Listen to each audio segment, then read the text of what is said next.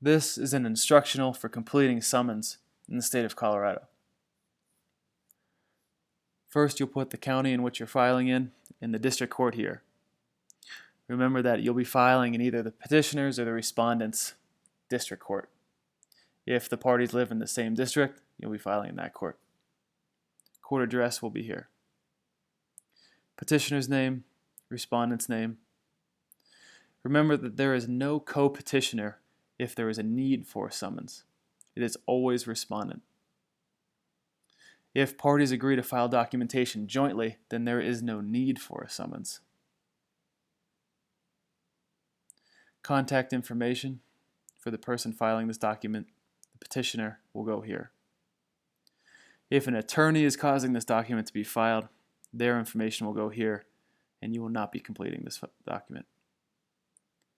Case number, division, courtroom. This information will be supplied to you by the court at a later time. In the heading, Summons 4, check the appropriate box, whether it's dissolution of marriage or legal separation. Remember that this heading information needs to be completed every time you file a document. It doesn't matter whether you're filing 5 documents at the same time. Always the heading needs to be completed.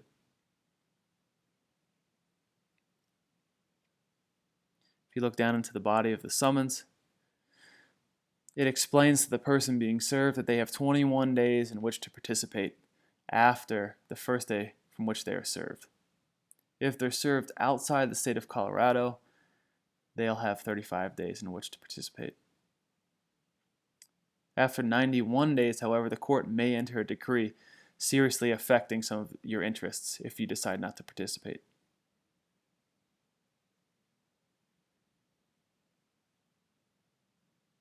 If you decide not to participate, the court may decide without further notice to you.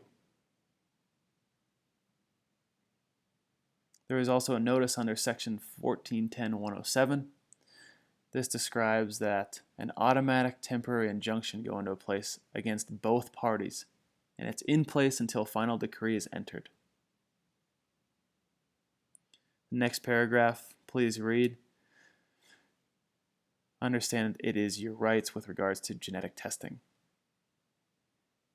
And on the next page, the automatic temporary injunction is described in more detail. Make sure you go through this and understand it, as it is effective against both parties. You will not need to date or sign the bottom of the page. The only information that is required of the petitioner on the summons is in the heading. If you have any questions in regards to the summons, feel free to contact Mantia Family Law.